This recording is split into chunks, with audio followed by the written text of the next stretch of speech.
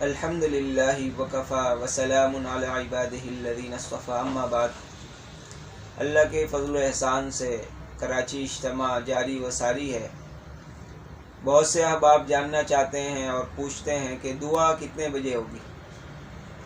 تو دیکھیں، فجر کی نماز اجتماع گاہ میں 6:35 پر ہو رہی ہے۔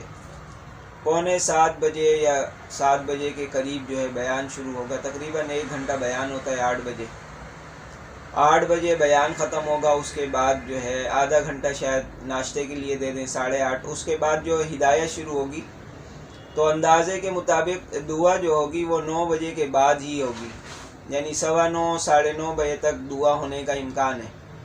اور دوسری صورت ایسا بھی ہو سکتا ہے، کیونکہ مولانا خورشید صاحب کا بیان بھی ہے فجر کا، اور ان کی طرف سے ہی ہدایت جاری ہوں گی، اور پھر دعا بھی وہی کروائیں گے۔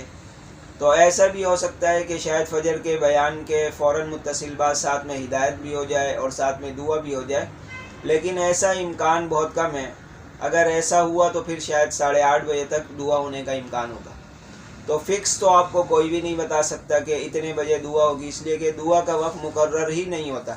وہ بیان کے اوپر ہوتا ہے کہ اور بیان کرنے والوں کے اوپر ہوتا ہے کہ کتنی دیر بیان چلے، اور سامعین کے جو مجمع ہوتا ہے اس کے اعتبار سے وہ جتنی توجہ دیتے ہیں اتنا اللہ تعالیٰ بہت زیادہ علوم اور معارف ڈالتے ہیں، تو پھر بیان طویل بھی ہو سکتا ہے۔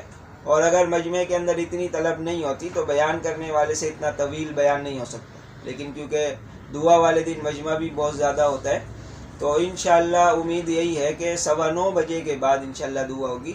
احباب سے گزارش ہے کہ بھرپور شرکت فرمائیں۔ وآخر دعوانا الحمدللہ رب العالمین۔